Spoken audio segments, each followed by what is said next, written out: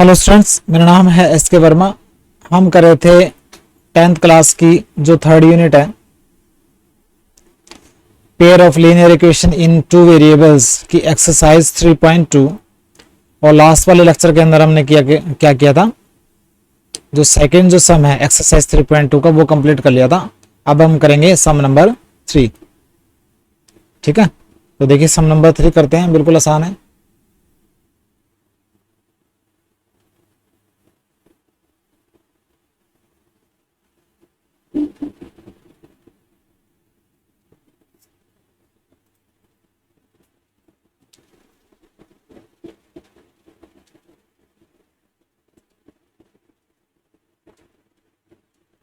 देखिए पहले पढ़ना है सम नंबर 3 एक्सरसाइज 3.2 का।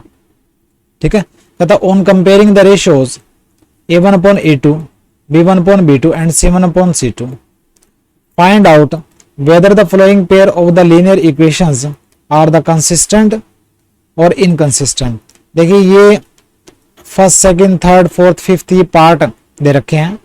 लीनियर इक्वेशंस का पेयर दे रखा है, दो वेरिएबल वाली लीनियर इक्वेशन का पेयर दे रखा है। तो a1 upon a2, b1 upon b2, c1 upon c2 निकालना है और हमें देखना है कि कंसिस्टेंट है मतलब सॉल्यूशन निकलता है या इनकंसिस्टेंट माने सॉल्यूशन नहीं निकलता। ठीक है, देखिए फर्स्ट पार्ट करते हैं।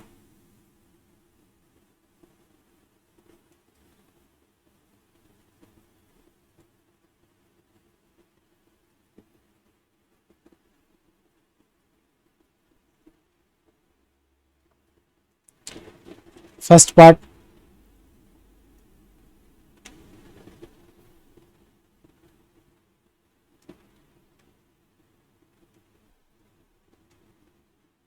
क्या दे रखा है, एक लीनियर इक्वेशन दे रखी है 3x plus 2y equal to 5। एक लीनियर इक्वेशन दे रखी है, दूसरी दे रखी है 2x minus 3y equal to 7। ये सेकंड दे रखी है। ठीक है, तो पहली जो इक्वेशन है इसको थोड़ा चेंज करेंगे। देखिए लिखूंगा मैं इसको 3x plus 2y minus 5 equal to 0। ठीक है, 5 को मैं इससे ले आया और ये बन गई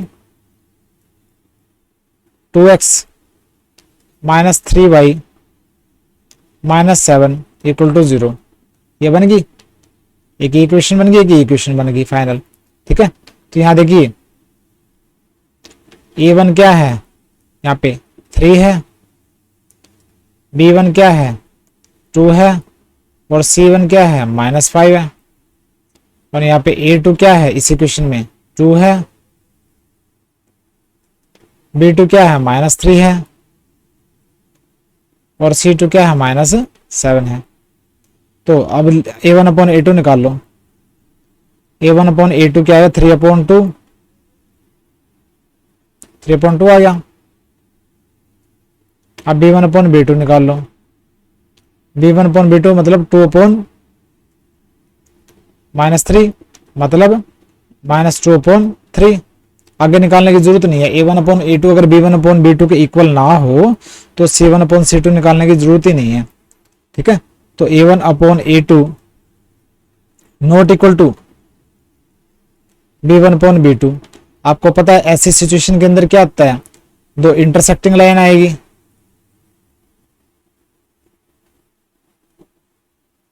ग्राफ के अंदर इंटरसेक्टिंग लाइंस आएगी और कहीं ना कहीं वो आपस में मीट करेंगी तो क्या आगे यूनिक सॉल्यूशन होएगा, मतलब एक ही सॉल्यूशन होएगा।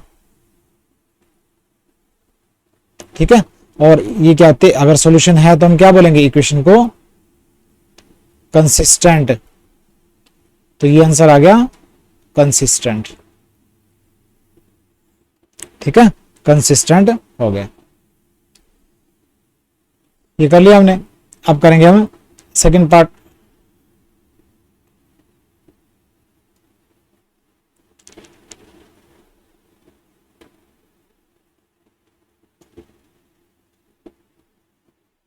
सेकंड पार्ट कर लेते हैं।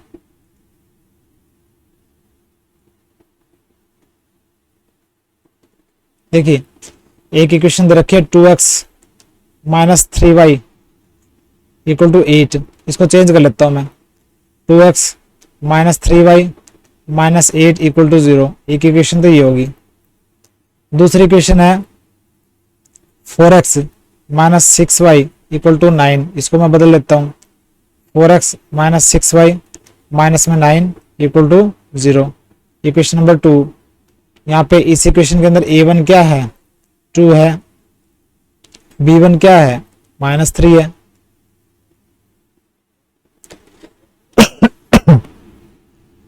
और c1 क्या है, माइनस 8 है।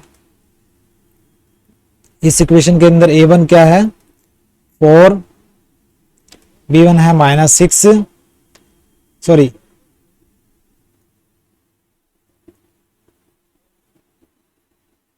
a2 है 4, b2 है माइनस 6 और c2 क्या है, माइनस के 9।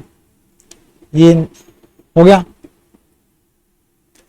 अब हम क्या करेंगे, a1 अपॉन a2 देखेंगे, 2 अपॉन 4 मतलब 1 अपॉन 2 आ गया। अब b1 अपॉन b2 देखेंगे, माइनस 3 अपॉन माइनस 6, माइनस से माइनस कैंसिल, और 3 2 6 तो 1 अपॉन 2 आ गया ये भी। ठीक है। अब c1 अपॉन c2 देखेंगे, माइनस 8 अपॉन माइनस 9 तो माइनस से माइनस कैंसिल, तो 8 अपॉन 9 आ गया। तो देखिए क्या रिजल्ट आया कंपैरिजन से, a1 upon a2 equal to b1 upon b2 not equal to c1 upon c2। ठीक है, a1 upon a2 equal to b1 upon b2 not equal to c1 upon c2। तो ये जो सिचुएशन आती है तो क्या आएगा ग्राफ के अंदर, आपको रूल पता होना चाहिए, दो पैरेलल लाइंस आएंगी, पैरेलल लाइंस आएंगी ग्राफ में। ठीक है, पैरेलल लाइंस आएंगी तो मतलब नो सॉल्यूशन, क्योंकि लाइन कहीं पे काट ही नहीं रही आपस में, तो नो सॉल्यूशन। तो इक्वेशंस जो ये पेयर है ना लीनियर इक्वेशंस का, तो वो इनकंसिस्टेंट होएगा, मतलब कोई भी एक भी सॉल्यूशन तक कंसिस्टेंट बोलेंगे, एक या ज्यादा सॉल्यूशन, तो कोई सॉल्यूशन ही नहीं है तो बोलेंगे इनकंसिस्टेंट।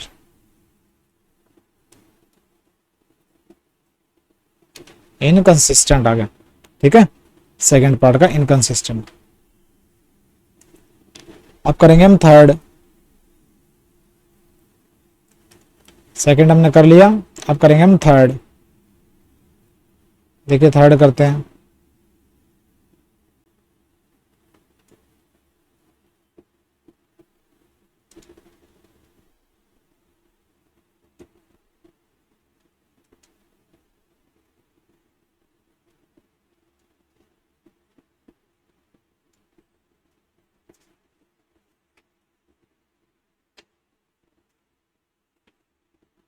देखिए इक्वेशन लिख लेते हैं, 3 upon 2x plus 5 upon 3y equal to 7। Equation दे रखी है, इसको चेंज करता हूं मैं। देखिए 3 upon 2x plus 5 upon 3y minus 7 equal to 0। एक इक्वेशन तो बन गई है। और सेकंड इक्वेशन देखिए 9x minus 10y, 9x minus 10y equal to 14। इसको मैं चेंज कर लेता हूँ, 9x minus 10y minus 14 equal to 0। हो गया। यहाँ पे a1 क्या है इस इक्वेशन में, 3 अपॉन 2, b1 क्या है 5 अपॉन 3,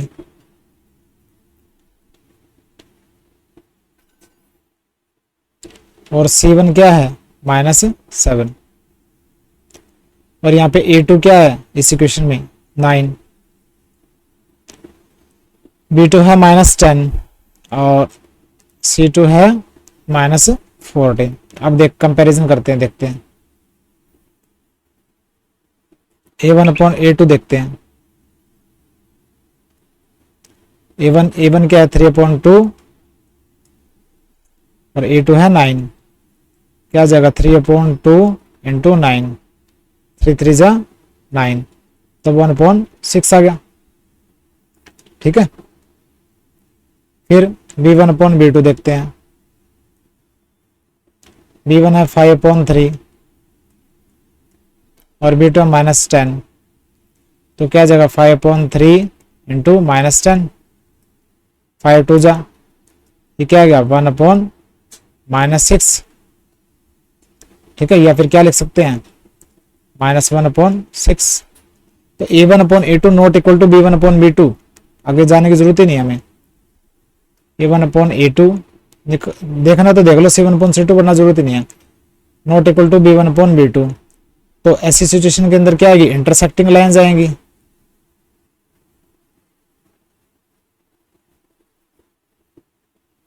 इंटरसेक्टिंग लाइंस आएंगी और क्या आएगा, यूनिक सॉल्यूशन होगा।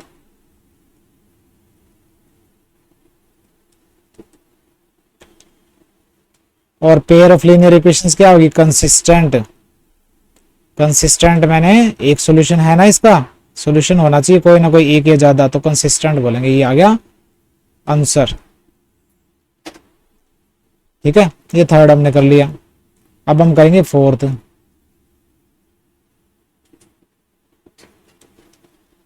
फोर्थ करेंगे ये वाला।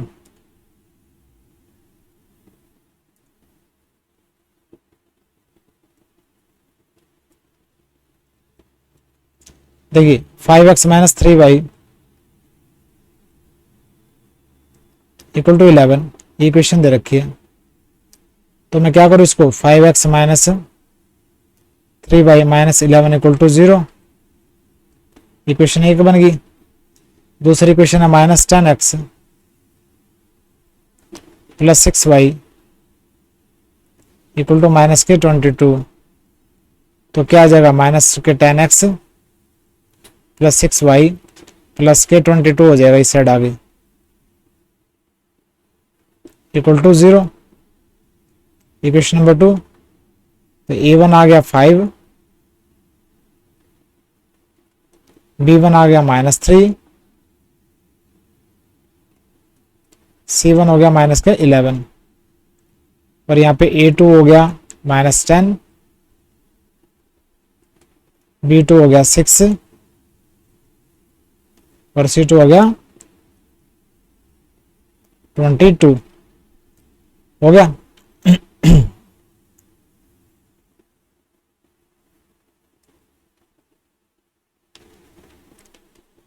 तो अब क्या करेंगे, हम कंपैरिजन करेंगे।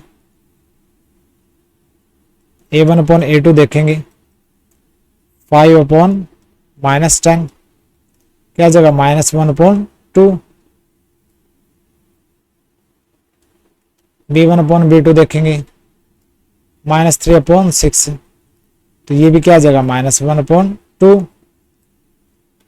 और C1/C2 देखते हैं क्या आएगा, -11/22, ये भी क्या आएगा -1/2। तीनों ही बराबर है। देखिए A1/A2 equal to B1/B2 equal to C1/C2। और इस सिचुएशन के अंदर क्या होता है, एक लाइन के ऊपर दूसरी लाइन, एक लाइन के ऊपर दूसरी लाइन, ठीक है। तो कॉन्साइडेंट लाइंस बोलते हैं। दोनों लाइन जो आएगी ना ग्राफ में, एक लाइन के ऊपर दूसरी लाइन आएगी, दोनों इक्वेशन के लिए कॉन्साइडेंट लाइंस होएगी और बहुत सारे सॉल्यूशंस होंगे, इनफाइनाइट सॉल्यूशंस, मैनी सॉल्यूशंस लिख सकते हो, इनफाइनाइट सॉल्यूशंस। लेकिन सॉल्यूशंस तो है ना, बहुत सारे हैं। तो पेयर ऑफ लीनियर इक्वेशंस क्या होगी, कंसिस्टेंट होगी।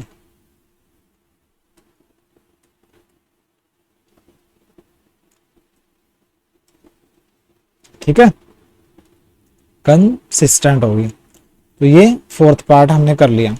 अब करेंगे हम fifth part.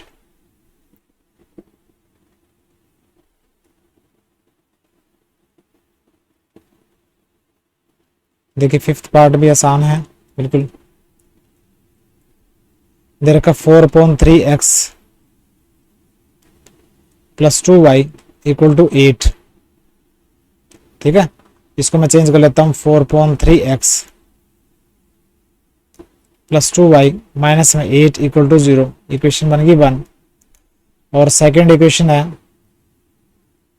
2x + 3y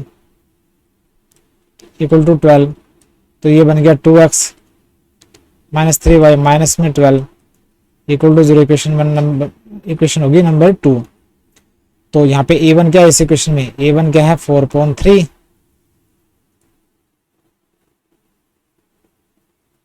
b1 है 2,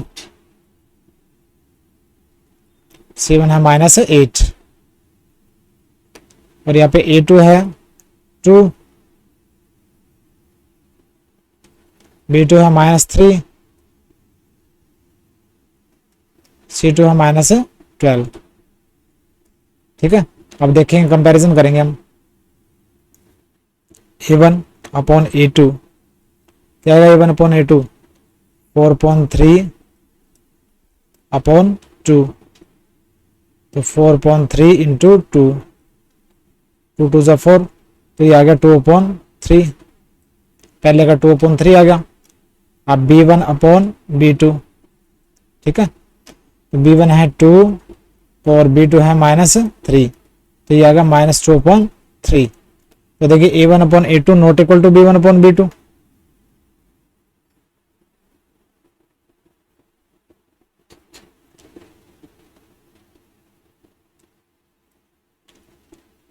एक मिनट, यहाँ हमने गड़बड़ कर दी, यहाँ पे 2x + 3y था ना, ये यहाँ प्लस का आएगा। ठीक है, a2 2 b2 ये 3 आएगा। यहाँ पे हमने साइन चेंज कर दिया ना बाय मिस्टेक से, कोई बात नहीं, ठीक है, हो जाती है मिस्टेक कई बार राइट करते हुए। तो ये क्या आएगा 2/3 आएगा। ठीक है, तो a1 अपॉन a2 b2/3 आया और b1 अपॉन b2 वो भी 2/3 आया है। फिर है c1 अपॉन c2, वो -8 और ये -12, माइनस से माइनस कैंसिल, 4 2 = 8, 4 3 = 12, तो ये देखिए ये भी 2/3 आ गया, तो तीनों ही इक्वल हो गए। a1 upon a2 equal to b1 upon b2 equal to c1 upon c2। तो ऐसी सिचुएशन के अंदर क्या होता है, एक लाइन के ऊपर दूसरी लाइन, तो क्या आएगा कंसाइडेंट लाइंस होगी और मैनी सॉल्यूशंस होंगे, बहुत सारे सॉल्यूशंस होंगे, इनफाइनाइट सॉल्यूशंस, क्योंकि एक लाइन दूसरे लाइन के बहुत जगह पे टच में है। और क्या होगा, ये कंसिस्टेंट होएगा।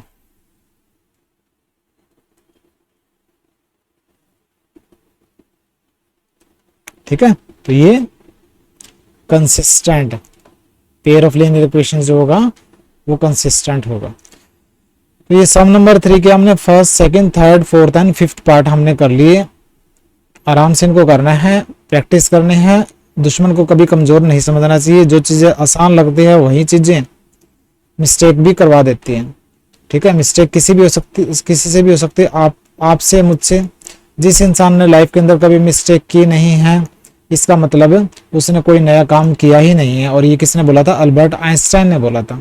ठीक है, लेकिन हमारी हैबिट क्या है, हम दूसरे की मिस्टेक निकाल तो सकते हैं लेकिन खुद की मिस्टेक को इग्नोर कर देते हैं।